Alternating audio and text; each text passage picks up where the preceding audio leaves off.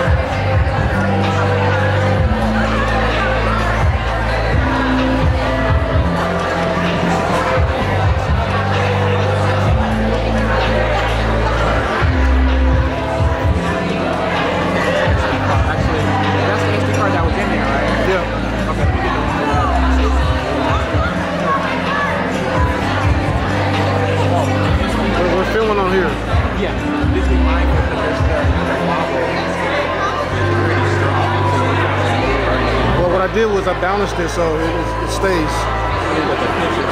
Oh yeah. I'll set it and forget it. Yeah.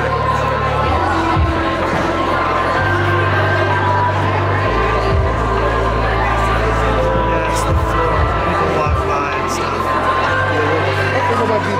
Not too many people be walking by, so.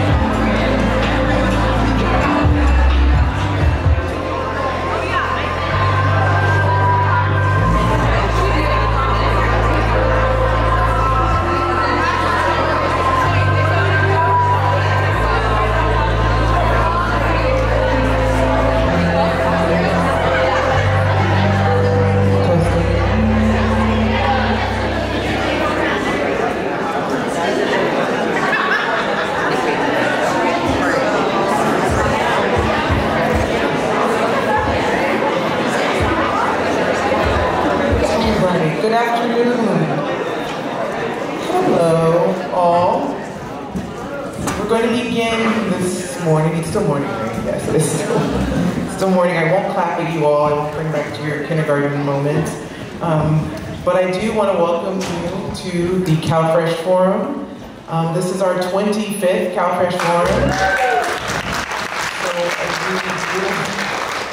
it is it's an opportunity, it's a blessed opportunity to have been able to do things 25 times in a row. And so the fact that we can do that also in the space in the city, that the location of the first forum is really great as well. So thank you, San Jose, for continuing to exist, I guess, and for being here to host our first forum and now our 25th.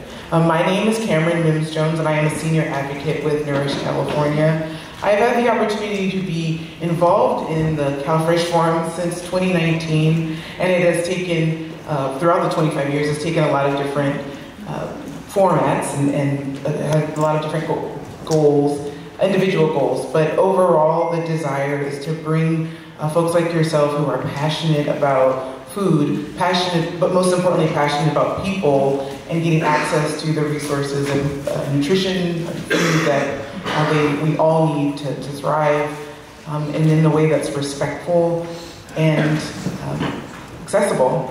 So this year, we want to make sure that everyone has a great time with us today. So the bathrooms, we'll give you some housekeeping directions. The bathrooms are located through the rear door, and either one of either the right or the left to pick your designated bathroom.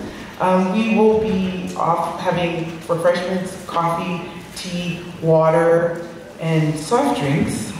I always wanted to say that, and by the way, soft drinks all day, and they'll be in the back. So please get those and drink as many as you want to stay hydrated, as I tell my son all the time. We also want you to know that if you specify a specific dietary need, we have met that, and you will need to see one of my favorite people on the planet, Michelle Lee, if she is around. Michelle is the person who will be the keeper of the dietary meats lunches, so you can see her and she will have those available. Michelle just walked through the door, made an entrance right there, so that's Michelle. She'll have access to all of those things. Today's agenda, you all should have access to. We are going to start with a State of CalFresh, with an overview of where the program is from the perspective of one of our leading experts in getting it done in California at the Department of Social Services. We'll have a little break, and then folks will have the opportunity to transition to one of the breakout sessions in session A. Going on in this location, in this area, would be the partnerships at every entry. The Path Towards Food for All will be located in the tea room over there. And both data research sessions for the day will be located in the foyer, which is back there and right back through the doors that you would need to access the bathroom.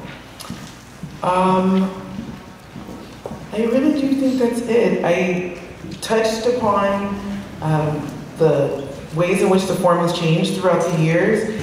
This year we do wanted to have an accessible way of engaging with the information that some of us is new for us in different ways, but so we wanted to make sure that we could have a format that would facilitate interaction with the panelists and with all of you that we invited here. So they're going to be moderated presentations, not presentations in format, more of a guided conversation that definitely wants you all to engage in and ask questions and sort of be a part of the conversation and a part of the content, rather than the content being presented to you. We want to engage with you. I do believe that's it. I will say I wanted to just stop and say a huge thank you to the team involved in cooking our food, the team involved in recording this and doing the technology that I have no idea how any of this is happening, but you all are making it happen, so thank you.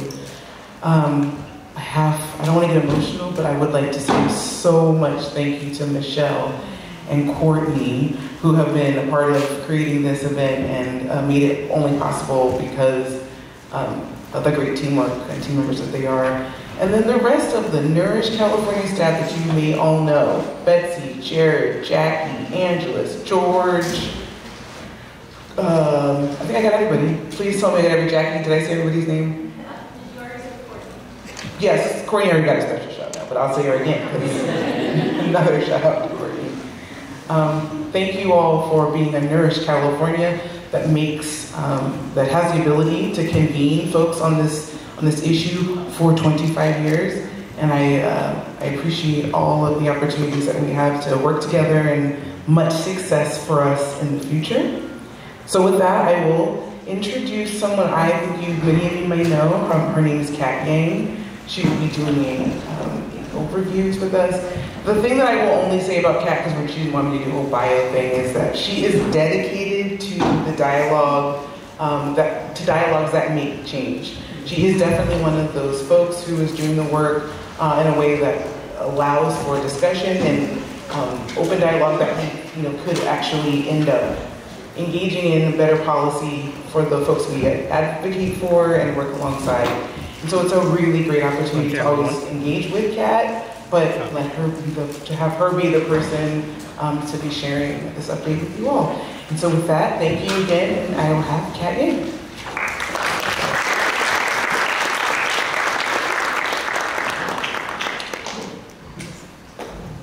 All right, hopefully you guys can see me over this podium.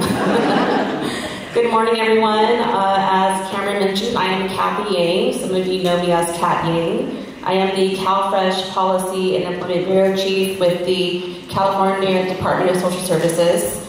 I'm very excited to be here today with you all for yet another CalFresh Forum and to provide an update on the state of CalFresh. But before I dive into the updates on the state of CalFresh, I just want to take a moment to really thank you. Thank you for your continued partnership with the department. Thank you for your hard efforts, your hard work, and your continued advocacy efforts to ensure that all Californians have access to food. So a little bit about myself. I'm a first-generation Hmong American, and my parents are refugees from Laos. As a child, I remember going with my mom to the county office. We would wait in line outside before even the doors opened. And so a few years ago, I asked my mom out of curiosity, you know, when you first came to the United States as a new mom, how did you know to go to the county office to seek food assistance, to get food stamps? And to my surprise, her sassy response, and she said this in Hmong, I won't say it because I'm not fluent in Hmong, but she said, duh, don't you think I know how to get there? And so, you know, mind you, English is not her first language, and so it always amazes me to look back and see how my parents have learned how to navigate the system. Now, I know that they didn't learn how to navigate the system on their own. It is usually through their friends, through word of mouth, through trusted community partners, people who look like them, people who speak the same language as them. And so I've come to recognize too, my personal journey has come full circle. I'm really grateful to be able to work at the Department of Social Services and be in the position that I'm in today, to be able to have opportunities to work with trusted partners like you all. So again, thank you for your hard work and continued advocacy efforts to ensure that families like mine don't go hungry. All right, so let me now get into the state of CalFresh. I know Kameron said I'm an expert, but it's an expert of a team, and the team is not here today, so it's just me. So with my first update here is around the CalFresh data dashboard expansion. We're always considering how to enhance our data dashboard. So earlier this year, if you're not aware or if you haven't been on the dashboard recently, I encourage you to spend some time and play around with the data that we have available. It now includes college student data. We're continuing to work with our higher education segments to understand what data is currently available at the education level, and then also how we can leverage our partnerships with the segments so that we can better conduct targeted outreach for those who may be eligible but are not participating in the program. So more to come on our data work. In the past few years, we've also noticed that there was a spike in food benefit theft, and we're working on ways to modernize the EBT card and also ways in which we can mitigate the thefts. So California is advancing efforts to replace the current magnetic striped EBT cards with chip-tap-enabled EBT cards. This will improve EBT card security to better protect benefits against the risk of skimming, theft, and other fraudulent means. This effort does require the deployment of new county administrative equipment, extensive testing with retail partners, and mass card replacements. So the new EBT cards are anticipated to be mailed beginning this summer of 2024. We'll be able to share a firm date with you all once we are confident that enough retailers have made the appropriate terminal updates to be ready to accept the chip-tap EBT transactions. Currently, the EBT Edge mobile application and cardholder portal continues to be an effective tool to mitigate the current risks of electronic theft. So to prevent benefit theft, cardholders can freeze or unfreeze their card in between use. They can block out of-state transactions and or online transactions. And then if a cardholder believes that their card has been compromised, they can use the EBT Edge to change their PIN number and request a new card. Other conventional card management features include looking at how much money is left on your card, and then also a history of your transactions back to 12 months. So those are available as well on the portal. Now I'm going to pivot over to some of our CalFresh federal waiver updates. There were 2 COVID-19 related waivers that expired earlier this year, on March 31st. So the first waiver was the interview waiver, and if you recall, this interview waiver allowed for the initial application and recertification interviews to be waived if certain criteria are met. And then the second waiver that expired earlier this year is the address change waiver, and this was really to help us be aligned with Medi-Cal during the pandemic. So the address change waiver, again, if you recall, allowed counties to make no change to the household shelter costs once an address change was reported and subsequently the household did not provide any shelter cost information. So although this waiver expired, we have heard from our federal partners, FNS, that they will be issuing guidance to states to allow states to extend this address change waiver option. And again, that's to help us align with the Medi-Cal final rule that was recently finalized. So also say more information to come on the address change waiver. The next waiver here is also related to COVID-19. It's a telephonic signature waiver. And this allowed counties to document in the case record that an applicant verbally attested to the information provided on the application. So this waiver was extended through June 30th of this year. And last but not least, on the waiver updates, the able-bodied adult without dependents, or the ABOD waiver. So as you may be tracking, we currently have a statewide waiver in place that is set to expire October 31st of 2024.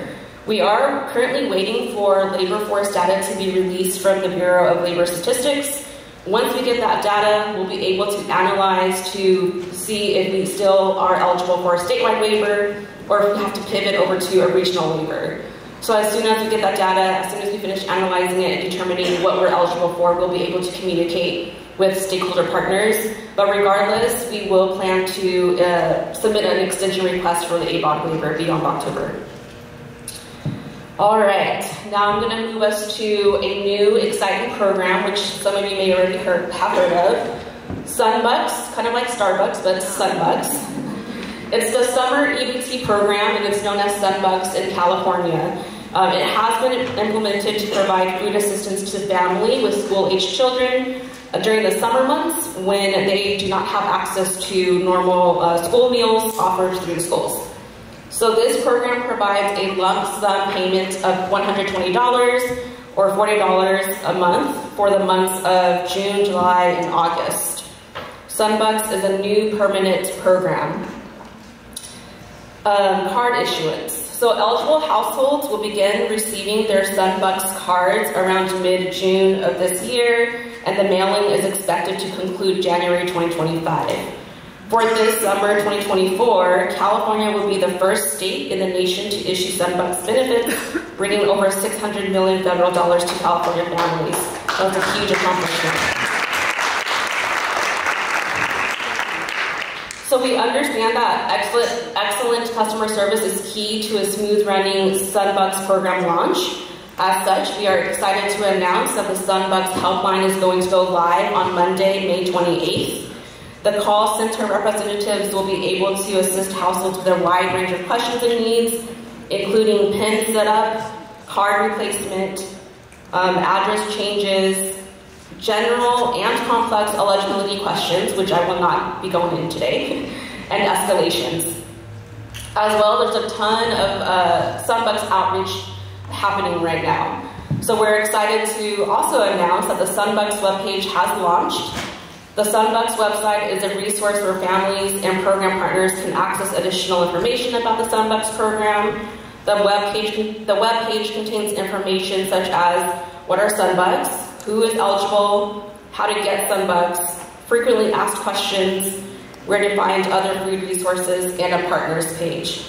The partners page is for dedicated program partners, and here you'll find past presentations from the all stakeholder meetings and images from our ongoing social media campaigns, including the May campaign announcing the program's arrival. We'll continue to update the website as the latest information becomes available, so we invite you, if you have not already, to go and take a look at the website, which is www.cdss.ca.gov/Sunbucks. A Sunbucks newsletter is also currently under development and will be available soon. As well, we're working on a social media campaign in collaboration with our department's public affairs office. The social media campaign will be comprised of 4 releases, including one for each of the following months. So for May, it will be focused on a new summer food program is coming soon. For June, Sunbucks card mailing begins. August, applications due August 31st. And then September, use funds before they expire. The content will be translated into the top 6 threshold languages and posted on the department's social media platforms such as Facebook, LinkedIn, and Twitter. Additionally, there will be robo-calling, robo-messaging for all families to leverage that communication. And then lastly, we do have monthly stakeholder Sunbucks meetings that are currently ongoing. If you wish to be part of those meetings and invited to those meetings, or if you have questions in general about Sunbucks, you can email sunbucks@dss.ca.gov. Now, this last update I'm going to give is around the budget impacts in the May revise. As you are aware, this year we have a difficult budget climate and choices had to be made. And as such, these 2 items that I'm going to be presenting on were impacted because they were currently not being implemented. So this first item is that the May revision proposes to delay the implementation of the California Food Assistance Program, or CFAP, expansion to all Californians aged 55 and older, regardless of the immigration status, by 2 years. We're working on that. Thanks, Jared, yes. So this proposal extends implementation from October 1st, 2025 to October 1st, 2027, and results in a reduction of $17.7 million general fund for automation in state fiscal year 2024-25, and then $5.5 million of general fund for outreach in 24-25. The department is going to issue guidance to counties via all-county letter. Otherwise, the May revision proposal have very limited county operational impacts since the benefits issuance for the expansion has yet to begin. As well, the department will work with CalSAWS to pause automation work that has already begun. We'll also be pausing the selection of outreach and application assistant contractors, as well as putting a pause to the regular stakeholder meetings related to the CFAP expansion. Bill's not signed yet. So I know this is a lot. The team is working on a time frame and timeline, and so the work will resume in an appropriate time frame to prepare for the October 1st, 2027 issuance date. If you have any questions regarding the delay, please email cfap@dss.ca.gov. And then my last item here is the minimum nutrition benefit pilot elimination. Working on that too. So if you recall, AB 120 Section 85 required the department to administer the CalFresh minimum nutrition benefit pilot program. This program would have provided eligible households receiving less than $50 per month in CalFresh benefits with an additional state-funded nutrition benefit that, when added together with the federal allotment, totals no less than $50 per month for 12 months. So the May revision proposes to eliminate the CalFresh minimum nutrition benefit pilot program to assist in the closing of the projected budget shortfall, resulting in a reduction of $15 million general funds in state fiscal year 24-25. I know Jared said we're working on that, but you know, we did start the work on the minimum nutrition benefit pilot, and so if we were able to pick that back up, we don't have to start back from square one. We can pick back up where we left off. So that does wrap up the updates about the state of CalFresh, and I'll pause now for some questions and answers and do my best to answer any questions you might have. And I see Jared running over. I think I'm grabbing the mic. Sorry. Okay.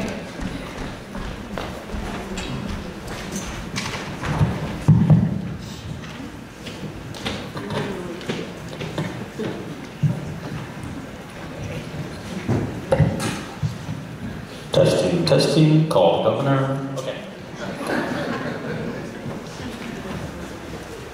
Questions for Kat? Live Reddit AMA, come on.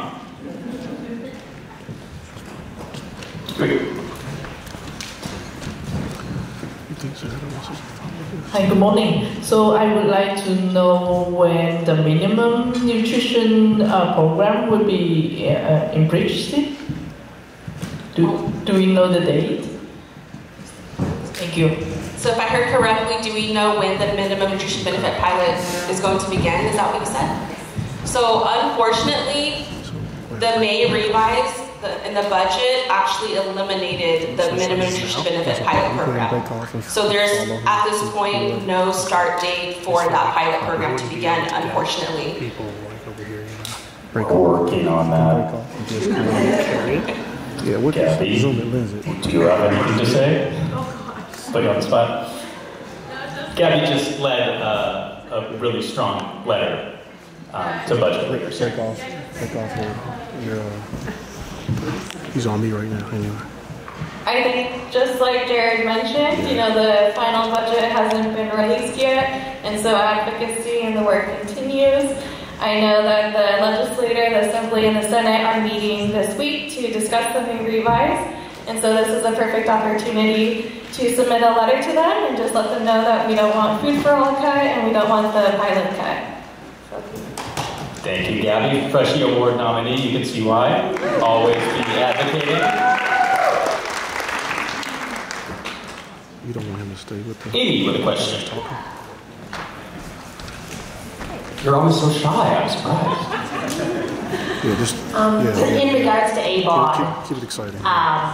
you're looking at state unemployment rates as well as possible regional, is that correct? And do you recall, or at this point, do you know what the percentage of the unemployment, what that needs to be to have ABOD come into existence? I do not recall, Amy, I'm sorry. Okay, yeah, okay.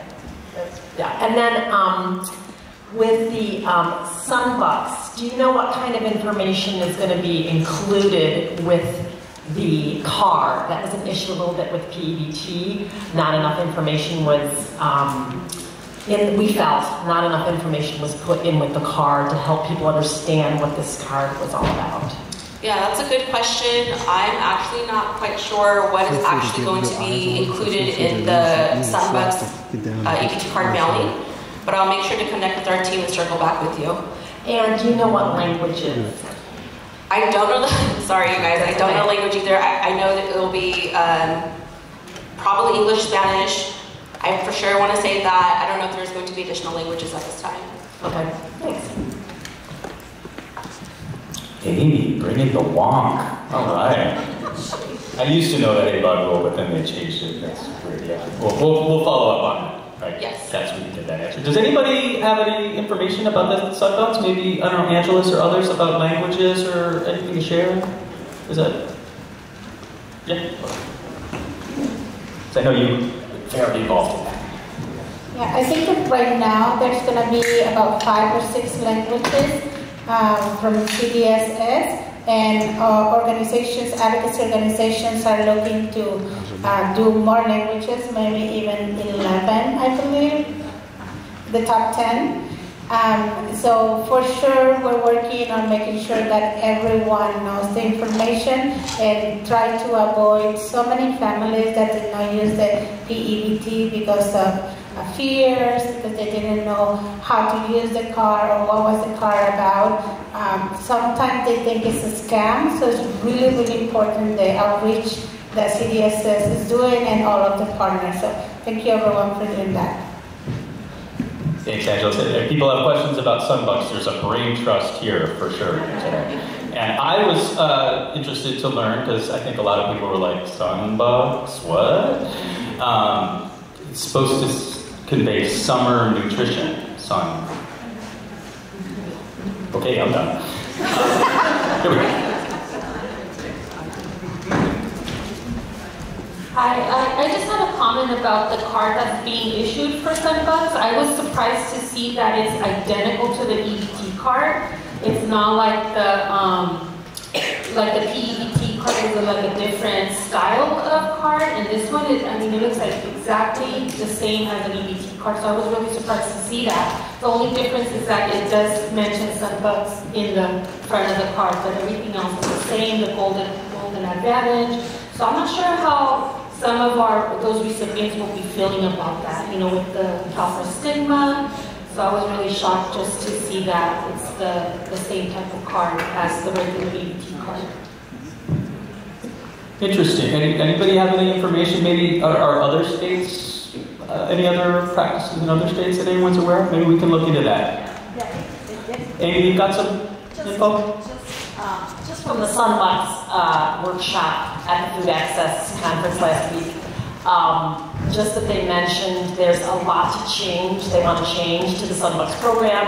This program came out very quickly with very little, they said from federal approval in January to actually pulling it out in June is unprecedented in terms of a statewide program like this. They're really looking for feedback this year, this summer. So hopefully there'll be some avenues for advocates to give feedback. But one of the issues is the card. And they talked about a couple possibilities. Changing the card. This was Sharisa, is that right? Mentioning this. Or maybe loading current EBT cards rather than having to wait to get a new card. That was another idea. But they're already looking at new ideas, just could not implement them with such a short turnaround. So I really want to say I'm hoping there'll be some avenues for us to share out as folks that are doing the outreach, talking to people to give our feedback, and hopefully some of those will be utilized for next year. But they're going to be starting planning that pretty soon for the next year, for the next round. So.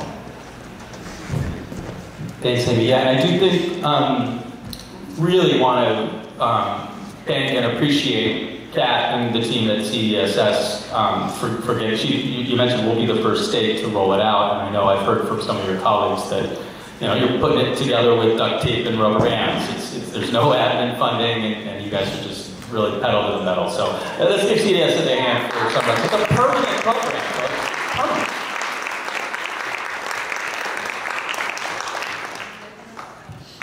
Other questions? What we got, Kat?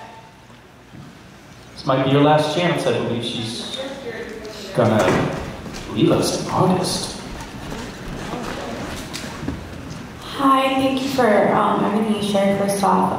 And so in my role, I work with a lot of student parents at the community college.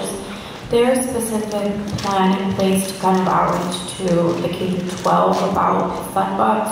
I know sometimes this information gets lost with the students, and I wasn't sure if there was like a specific targeted campaign.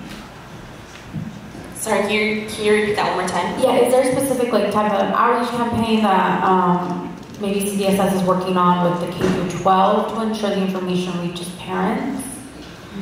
I know that aside from the outreach, like general outreach materials that I mentioned earlier, I know that we do work closely with the Department of Education, and they would be our direct connection to being able to connect to parents at the schools. So we could be taking the same approach like what we did with pandemic EBT and working with them to provide the schools with that information. I'm not sure if that's already being thought of, but I can definitely take it back to the Sunbucks team. Okay, thank you.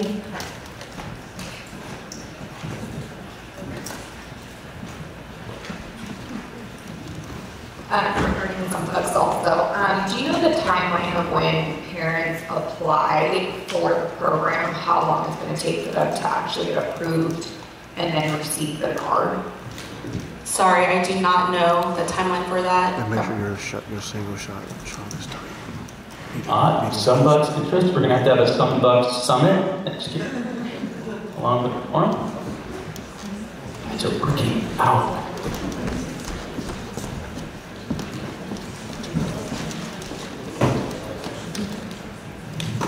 Hi, I just wanted to check. I got the automatic into the box. It was something kind of already been mailed to looking at the website. But notifications had already gone out to parents. Is that not accurate? I'm not sure. I know the mailing is supposed to begin mid-June is what I heard. So I'm not sure what other information has been given to parents. I don't know if anyone else is aware of that.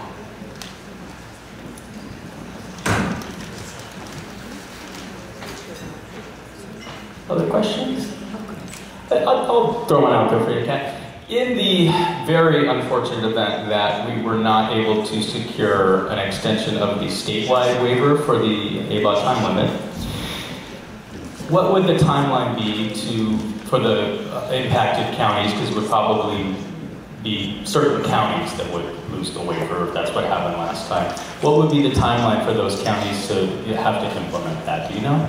So, in the event where we no longer qualify for a statewide ABOT waiver, we probably at least 3 months minimum runway time for counties to begin thinking about implementing the type limit again.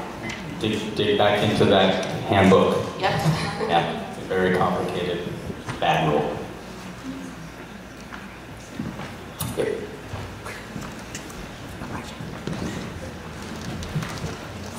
I know you say Sunbox is a permanent program. Would that be true even with a change in administration? Oh, good question. Yes. Yes, okay. Thanks, Chair. Yeah, sure. Yes, it's a new entitlement. There's some questions. Oh, sorry. I appreciate all the guidance. Oh. Thank you.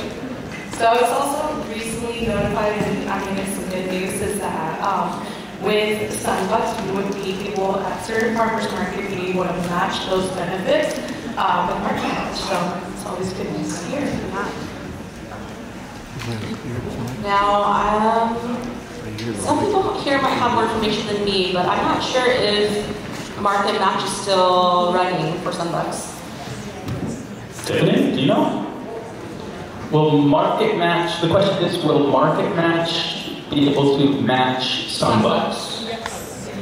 Yes. Okay, perfect, thank you. Now, that's also a complicated question that Tiffany can talk about. There's another budget picture issue with market match.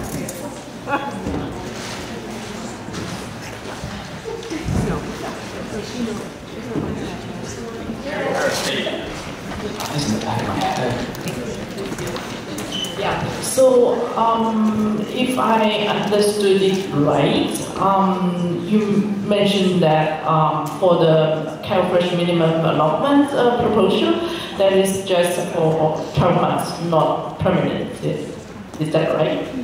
That's correct. Had the minimum nutrition benefit pilot program not been eliminated, it would have been a program that could have potentially ran for 12 months. Yeah. So that means if the 12 months have been passed, according to the income and expenses of the household, if they only qualify for minimum allotment, it will be changed from $50 to 20-something, $23 or $26 per month. You mean after the pilot ends, right? Yeah. That's correct. Okay, thank you. Also want to mention that our friends in New York State are advancing state legislation to raise their SNAP minimum benefit to $100. So we've got some competition. Kat, we got to get back on track.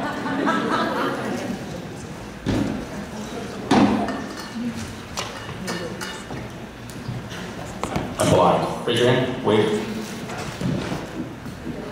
Oh, Amy. I may be a little early in asking this question, but is there any sense yet from the feds what things might look like for October 1st in terms of benefit amount? I haven't heard anything yet for October 1st adjustments, but I know that we're tracking the 2023 Farm Bill, which has proposes a lot of changes and actually restricts the SNAP thrifty food plan. So we're tracking that very closely. We're not quite sure where it's going to land, but there are a lot of impacts to SNAP in the Farm Bill.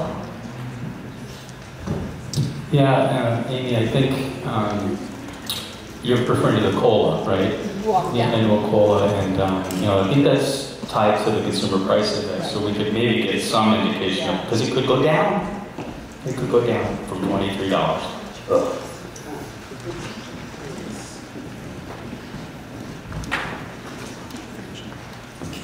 It's stalked by the camera.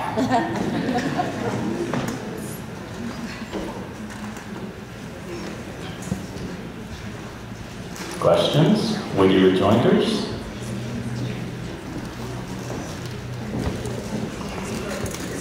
If there are none, we can go back to conviviality. Does that sound good?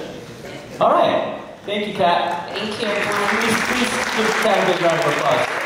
We put her on the hot seat.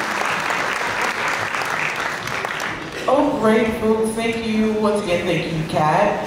We are going to have breakout sessions that begin at 11:15 now. But you do have time to grab beverages, make phone calls, check in. I know you all are probably doing work, multitasking, so you need to check some emails. You're allowed to do, I give you permission to do such things. And then we will pick your respective breakout sessions as I gave you the location and also written there. And we will begin at 11:15. Thank you. So you're gonna hold the roll?